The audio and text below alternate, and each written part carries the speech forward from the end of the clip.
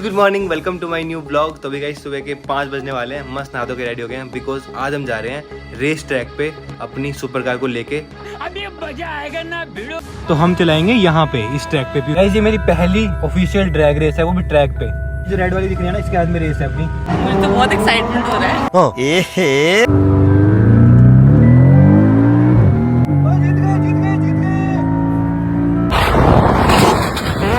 खत्म, bye bye, tata, goodbye, गया।